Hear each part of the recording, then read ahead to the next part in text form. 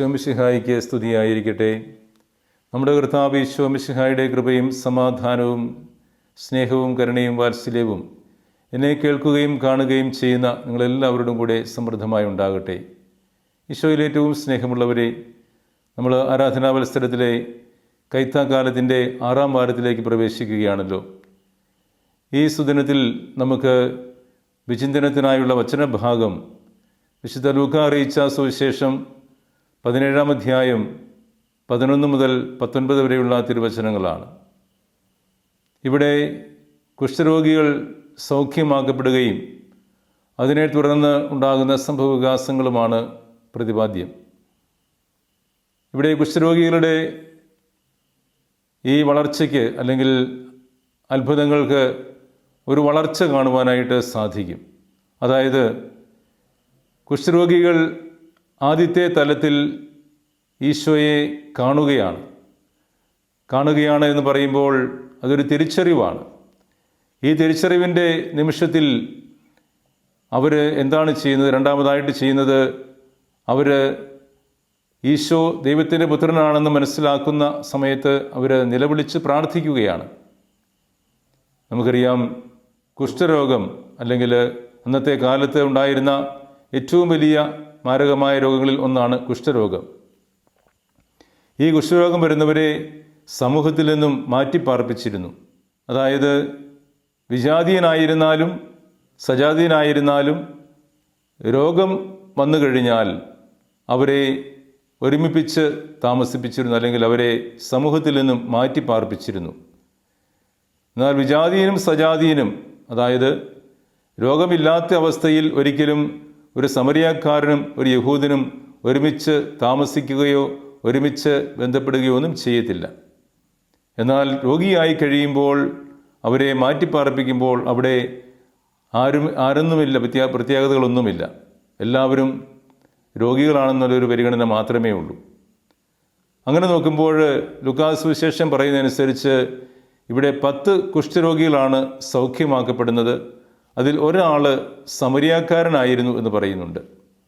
ബാക്കിയുള്ളവരൊക്കെ ഗലീലിക്കാരായിരിക്കാം, യഹൂദരായിരുന്നിരിക്കാം. അപ്പോൾ അവരൊരുമിച്ച് 10 പേര് നിൽക്കുമ്പോഴാണ് കർത്താവിനെ കാണുകയും തിരിച്ചറിയുകയും കർത്താവിനോട് നിലവിളിച്ചപേക്ഷിക്കുകയും ചെയ്യുന്നത്. കർത്താവിന് തങ്ങളെ സുഖമാക്കാൻ സാധിക്കുമെന്നുള്ള വിശ്വാസം അവരെ ആ പ്രാർത്ഥനയ്ക്ക് ആക്കവും ഒക്കവും കൂട്ടുകയാണ്. അങ്ങനെ പ്രാർത്ഥിച്ചു കഴിഞ്ഞപ്പോൾ കർത്താവിൻ്റെ ഉത്തരം എന്താണ്? നിങ്ങൾ പോയി പുരോഹിതന് കാണിച്ചു കൊടുക്കുക എന്നുള്ളതാണ്. അതൊരു 3ാമത്തെ തലമാണ്. ഒന്നാമത് ഈശോയെ കാണുന്നു, തിരിച്ചറിവാണ്. രണ്ടാമത് പ്രാർത്ഥിക്കുന്നു. 3ാമത് കർത്താവിനെ അവർ അനുസരിക്കുകയാണ്. നിങ്ങൾ പോയി പുരോഹിതന് കാണിച്ചു കൊടുക്കുക എന്ന് പറയുമ്പോൾ അതിനൊരു പ്രത്യേകതയുണ്ട്. എന്തിനു വേണ്ടിയാണ് പുരോഹിതനെ കാണിച്ചു കൊടുക്കുന്നത്? ഒരു പുരോഹിതൻ്റെ സാക്ഷ്യമാണ് ഇവർ കുഷ്ഠരോഗത്തിൽ നിന്നും മാറ്റി സോഷ്യൽ അല്ലെങ്കിൽ സമൂഹത്തിലേക്ക് പ്രവേശിക്കുവാനായിട്ട് ഇവർക്ക് കഴിയും എന്നുള്ള ഒരു പുരോഹിതൻ്റെ സാക്ഷ്യത്തിന് മാത്രമേ പ്രസക്തിയുള്ളൂ. അങ്ങനെ ഒരു പുരോഹിതൻ സാക്ഷ്യപ്പെടുത്തി കഴിയുമ്പോഴാണ് ഒരുവൻ കുഷ്ഠരോഗത്തിൽ നിന്നും വിമുക്തനായി എന്ന് സമൂഹം അറിയുകയും അവന് സാമൂഹ്യ ജീവിതത്തിലേക്ക് പ്രവേശിക്കാൻ സാധിക്കുകയും ചെയ്യുക. അതുകൊണ്ട് കർത്താവ് പറയുകയാണ്, നിങ്ങൾ പോയി പുരോഹിതന് കാണിച്ചു കൊടുക്കുക. ജെറുസലേമിൻ്റെ പശ്ചാത്തലം നോക്കുമ്പോൾ വർഷത്തിൽ 2 പ്രാവശ്യമാണ് ഒരു പുരോഹിതന് തൻ്റെ ഊഴമനുസരിച്ച് ശുദ്ധീകരണ കർമ്മം നടത്തുവാനായിട്ട് ദേവാലയത്തിൽ അവസരം കിട്ടുക. ഒരേ ഒരു ദേവാലയമേ ഉള്ളൂ, ജെറുസലേം ദേവാലയം. അപ്പോൾ ഈ ദേവാലയത്തിൽ ശുദ്ധീകരണ കർമ്മം നടത്തുവാനായിട്ട് വർഷത്തിൽ 2 പ്രാവശ്യമാണ് ഒരു പുരോഹിതന് അവസരം കിട്ടുക. ബാക്കിയുള്ള സമയങ്ങളിൽ ആളുകളുടെ ഒക്കെ വന്ന് തങ്ങളുടെ അടുത്ത് ശുദ്ധീകരണ കർമ്മം നടത്തുവാൻ്റെ പ്രാരംഭ കർമ്മങ്ങളായിട്ടാണ് ഇങ്ങനെ കണക്കാക്കപ്പെടുന്നത്. അതായത് ഒരു കുഷ്ഠരോഗി ശുദ്ധനാക്കപ്പെട്ടു എന്ന് പുരോഹിതൻ സാക്ഷ്യപ്പെടുത്തിയാൽ പിന്നെ അവന് സമൂഹത്തിൽ ഇറങ്ങി നടക്കാം. അപ്പോൾ അങ്ങനെ കാണിച്ചു കൊടുക്കാനായിട്ട് പോകുന്ന വഴിക്ക് അവർക്ക് സൗഖ്യം പ്രാപിക്കുകയാണ്. സൗഖ്യം പ്രാപിക്കുമ്പോൾ സംഭവിക്കുന്നത് എന്താണ്? ഈ സമരിയാക്കാരൻ മാത്രം ദൈവത്തെ സ്തുതിക്കുന്നു, തിരിച്ചു വന്ന് അവിടത്തേക്ക് നന്ദി പറയുന്നു. സൗഖ്യം കിട്ടിയപ്പോൾ അവൻ ചെയ്ത 2 കാര്യങ്ങളാണ്. ദൈവത്തെ മഹത്വപ്പെടുത്തുന്നു, ദൈവത്തിന് നന്ദി പറയുന്നു.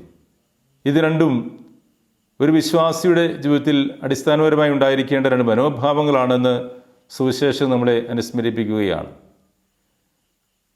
ഇനിയും വന്നു കഴിഞ്ഞപ്പോൾ കർത്താവ് അവനോട് ചോദിക്കുകയാണ്, 10 പേരല്ലേ സുഖം പ്രാപിച്ചത്, ബാക്കി 9 പേരെവിടെ?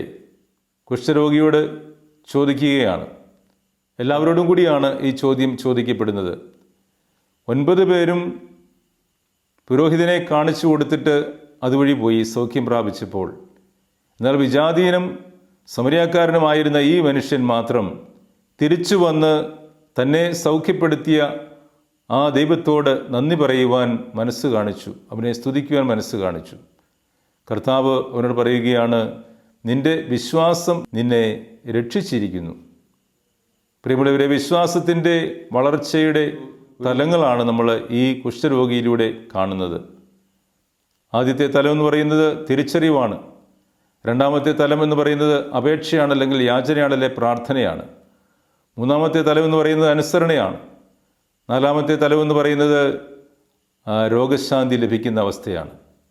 അപ്പോൾ ആ രോഗശാന്തി ലഭിച്ചു കഴിയുമ്പോൾ അവിടെ കൊണ്ട് തീരുന്നതല്ല, അത് ദൈവം നൽകിയ കൃപയാണ് എന്ന് തിരിച്ചറിയുവാനും ആ ദൈവം നൽകിയ കൃപയ്ക്ക് ഉത്തരമായി ദൈവത്തെ മഹത്വപ്പെടുത്തുവാനും ദൈവത്തോട് കൃതജ്ഞതയുള്ളവനായിരിക്കുവാനും ഒരു മനുഷ്യന് സാധിക്കണമെന്ന്, അതാണ് വിശ്വാസ വളർച്ചയിലേക്ക് ഒരുവനെ നയിക്കുന്ന ഘടകമെന്ന് ഈ വചനഭാഗം നമ്മളെ അനുസ്മരിപ്പിക്കുകയാണ്.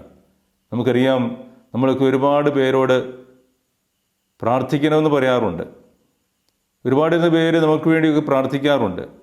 എന്നാൽ ഈ പ്രാർത്ഥിക്കണം എന്ന് പറയുന്ന ആളുകളോട് പിന്നീട് ഒരിക്കലും ഈ പ്രാർത്ഥനയിലൂടെ ഒരു ശമനം, ഒരു ആശ്വാസം കിട്ടിക്കഴിയുമ്പോൾ വിളിച്ചൊരു നന്ദി പറയാറുണ്ടോ? ദൈവത്തോടെങ്കിലും നന്ദി പറയാറുണ്ടോ എന്നുള്ളത് നമ്മളൊന്ന് ഇത്തരണത്തിൽ വിചിന്തനം നടത്തുന്നത് നല്ലതാണ്. പിന്നീട് ഒരാവശ്യം വരുമ്പോഴായിരിക്കും വീണ്ടും നമ്മൾ ആ വ്യക്തിയെ സമീപിക്കുന്നത്. മാനുഷികമായുള്ള ഒരു പ്രത്യേകതയാണ്. പലരും ഒരു നല്ല ശതമാനം ആളുകളും പ്രകാരമാണ്. നമ്മളെ ഒരാളൊരു സഹായം നമുക്ക് ആവശ്യമുണ്ടെങ്കിൽ ആ സഹായം ആവശ്യമുള്ളപ്പോൾ മാത്രം അവിടെ അടുത്തേക്ക് ചെല്ലും. എന്നാൽ ആവശ്യങ്ങളെല്ലാം കഴിഞ്ഞു കഴിയുമ്പോൾ പിന്നെ ആ വ്യക്തിയെ ഒരിക്കലും ഓർക്കാറില്ല. ഇത് മാനുഷിക തലത്തിൽ നമ്മൾ നന്ദി പറഞ്ഞു തുടങ്ങിയെങ്കിൽ മാത്രമേ ആത്യന്തികമായി നമുക്ക് ദൈവത്തിനും കൃതജ്ഞത അർപ്പിക്കുവാനായിട്ട് തോന്നുകയുള്ളൂ. അതുകൊണ്ട് ആ ദൈവികമായ വിശ്വാസത്തിലേക്ക് നമുക്ക് വളരാൻ സാധിക്കണമെങ്കിൽ ആ വിശ്വാസ വളർച്ചയുടെ തലങ്ങളായ ഈ തലങ്ങളിലൂടെ നമ്മൾ കടന്നു പോകേണ്ടതുണ്ട് എന്ന് സുവിശേഷം നമ്മളെ അനുസ്മരിപ്പിക്കുകയാണ്. അതുകൊണ്ട് നമുക്കും കുഷ്ഠരോഗിയെപ്പോലെ, സമരിയാക്കാരനായ കുഷ്ഠരോഗിയെപ്പോലെ നന്ദിയുള്ളവരായിരിക്കാം, ദൈവത്തെ മഹത്വപ്പെടുത്തുന്നവരായിരിക്കാം. അപ്രകാരം ജീവിതം മുഴുവനും വളർച്ചയുടെ പടവുകളിലൂടെ മുന്നോട്ട് നീങ്ങി ദൈവത്തെ തിരിച്ചറിയുവാനും ദൈവത്തോട് നിലവിളിച്ചപേക്ഷിക്കുവാനും ദൈവത്തെ അനുസരിക്കുവാനും ഒക്കെ തയ്യാറായിക്കൊണ്ട് ജീവിതത്തിൽ നല്ല ഫലങ്ങൾ പുറപ്പെടുവിക്കുന്നവരായി തീരാൻ പരിശ്രമിക്കാം. അതിനുള്ള കൃപയ്ക്കായി പ്രാർത്ഥിക്കാം.